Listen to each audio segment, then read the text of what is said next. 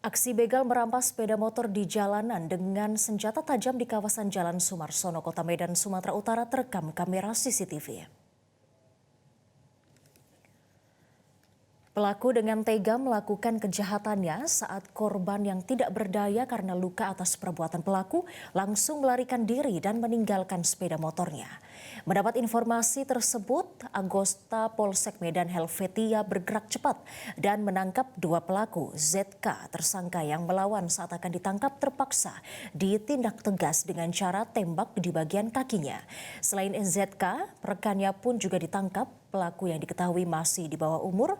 Atas penangkapan ini, Kapolrestabes Medan Kombes Pol Gideon Arif Setiawan langsung mendatangi Polsek Medan Helvetia untuk melakukan pemeriksaan langsung terhadap tersangka.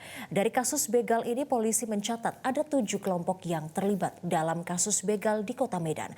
Rata-ratanya masih di bawah umur. Terhadap ketujuh kelompok yang belum tertangkap dan masih berkeliaran, Kombes Pol Gideon Arif Setiawan memastikan para tersangka akan ditangkap secepatnya agar kejahatan begal di Kota Medan dapat dibersihkan yang selama ini sudah meresahkan warga. Menggunakan kekerasan, yaitu menggunakan senjata tajam berupa celurit dari salah satu kelompok komplotan, dan dari tersangka dia sudah melakukan 4 kali dengan modus kekerasan.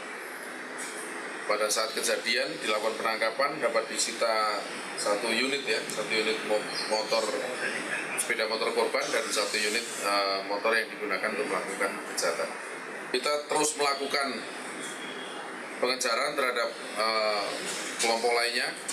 Kita duga ada 7 kelompok yang ini masih berada di luar, dan saya pastikan pasti tertangkap, dan kita akan jelajahi cara baru mendapatkan informasi. Download Metro TV Extend sekarang.